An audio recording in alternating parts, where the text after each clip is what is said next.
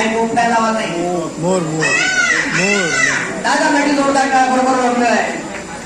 त्यानंतर सकाळ होते आणि सकाळ झाल्यानंतर एक प्राणी आवाज करतो.